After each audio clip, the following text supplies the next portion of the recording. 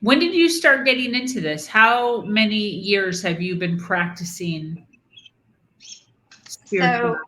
So it's funny because I used to be a very materialistic and a skeptical person. As I was telling you, I was a researcher. I took my doctorate. I was very rational. I taught in university even for a while.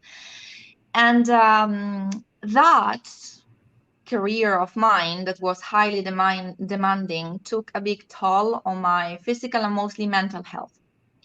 So in 2018, I started practicing yoga as a way to relax, basically. I just enjoyed the exercise and it made me feel relaxed at the end. So I started doing yoga daily. I really liked it.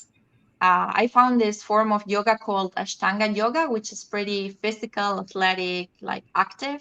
I always used to think before that yoga was slow and boring, Mhm, but yeah. this one made you sweaty. So I enjoyed it and I kept it. And a couple of years into that, I figured I didn't want that rational, materialistic career anymore because it was very stressful. It didn't really make me happy.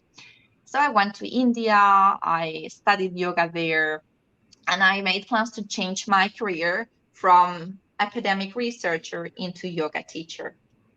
Uh, and seeing yoga really as this very practical, holistic, therapeutical tool for the daily life. Not Mhm. only the physical exercise, but also the meditation and the energetic aspect of it. Then the pandemic hit. So I was stuck.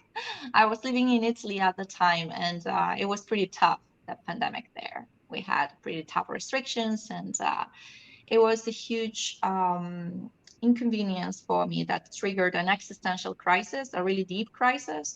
So that pushed me to really research spirituality, not only from a theoretical point of view of like what do the yoga texts say, what does Buddhism say, but in a very practical manner, like how can I use these tools to really make myself feel better because I feel like shit. Like I had a career and then I found my dream like vocation of teaching yoga and using it as therapy and helping people live more connected, better lives.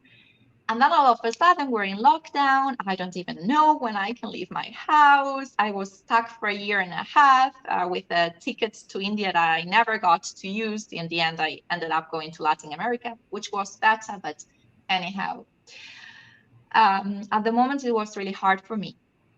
So that's why and how I went all in. You know, I researched as much as I could. I did as many trainings as I could, first online and then in person.